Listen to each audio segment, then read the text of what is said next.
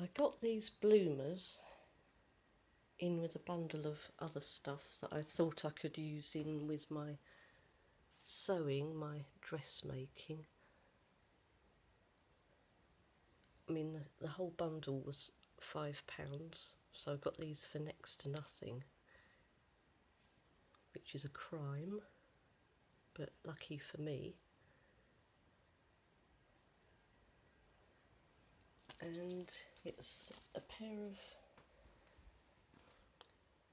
bloomers that somebody has spent hours and hours making, and I'm going to show you bit by bit why I'm so lucky to have them. This is the bottom of one of the legs,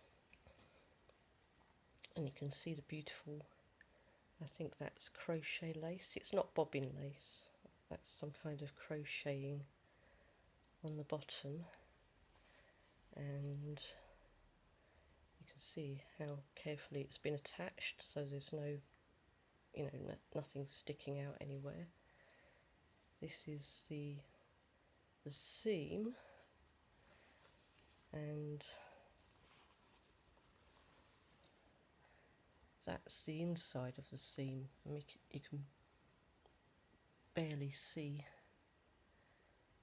any join there.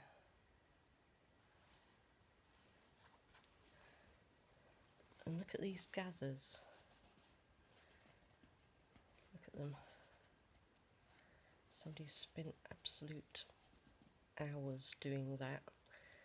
I've got my Jane Bennett dressing gown on that I made with my gathers, which I was very proud of at the time. I was quite pleased with those. And then you look at these, and oh, I mean, you can actually see some of the stitches where they've actually gathered the fabric. There's one there, and then they've attached the bottom.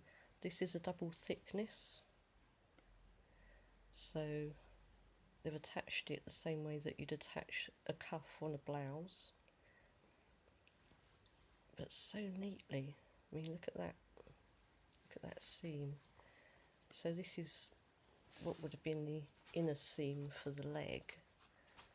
Bloomers were made in two parts because once you've got a corset over the top, you can't do anything with the bloomers. You can't pull them down. You have to have an open crutch arrangement. So this is the inside. This is the the middle part. So you can do whatever you need to do when you go to the bathroom, aiming straight. I'm just going to get a tape measure onto those. See if you can work out how many stitches to the inch on that seam. I mean, it's just mind-boggling, the tininess of that stitching. You know, at least 20 stitches to the inch, all done by hand.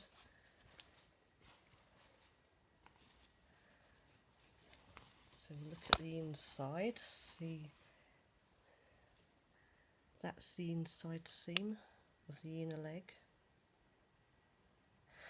And this is really interesting. At the top of the legs, they've actually attached separate pieces of fabric. So this piece and this piece are different pieces of fabric, and that's a separate piece and that's a separate piece. They've actually joined with stitches along there, separate pieces. And let's look at the inside.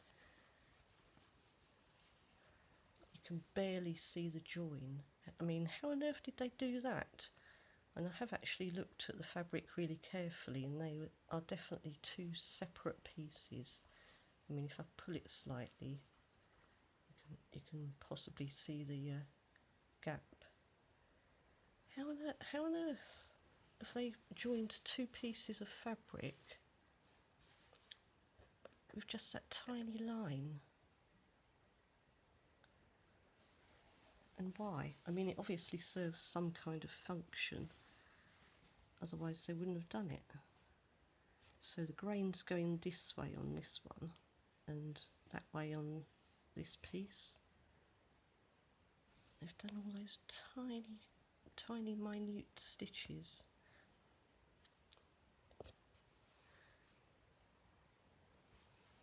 So this is the top of the inner leg. And you can see again just how tidy that join is.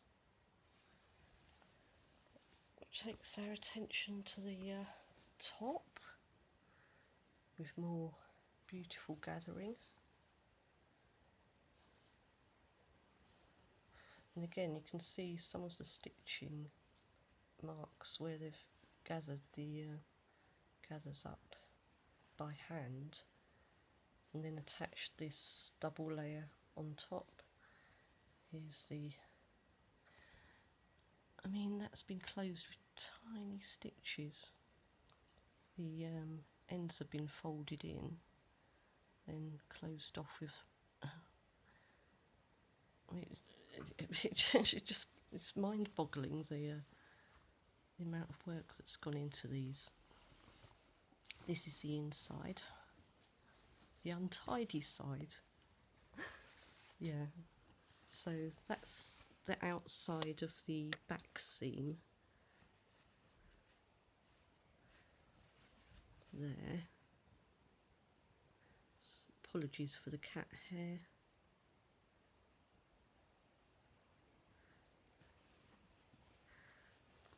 And what they've done is this is the actual seam in the middle here,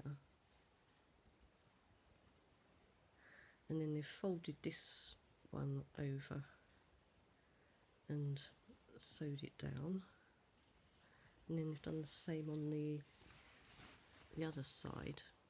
They've folded it over under the raw edge, under such a narrow bit, and sorry, and these tiny stitches picking up, you know, barely a thread to sew that completely down.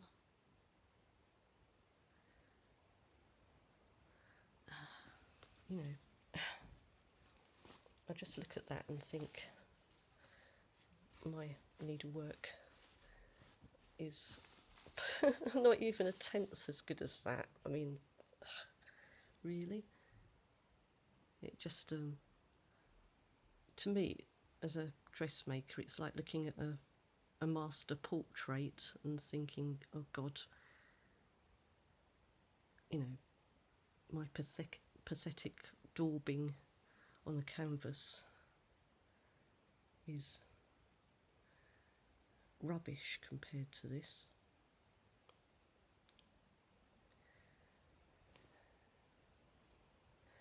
So a bit of loose stitching there.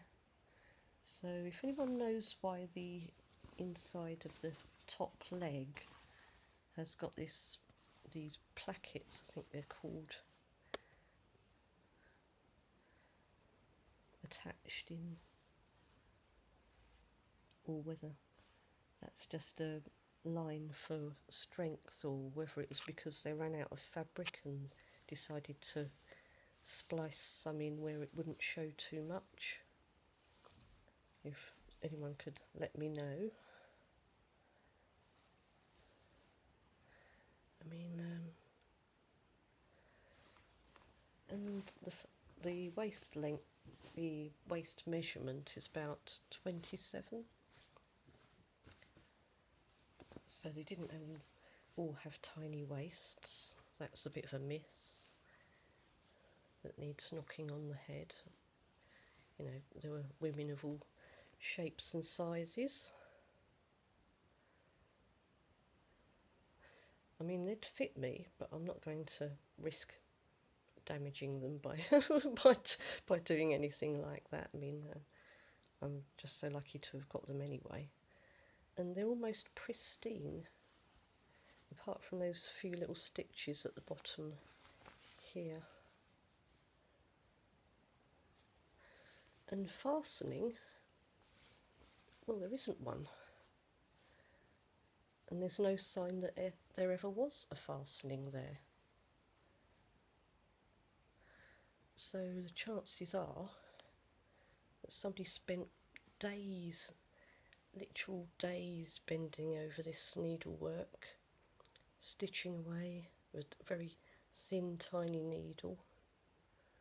I mean, to get all these gathers like that, you need to literally use a needle or a pin to stroke each gather smooth, every single one, before you can put this double layer over them and hold them in place. So it looks like they've never been worn, because there's nothing there, no marks, you know, where a hook and eye or a button was removed. And they're cotton, I believe, and it's just literally makes you want to cry to see all that work that's gone into them. And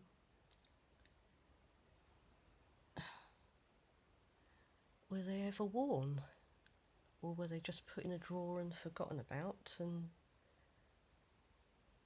now I've got them to look after, ready for the next person to appreciate all this expert workmanship.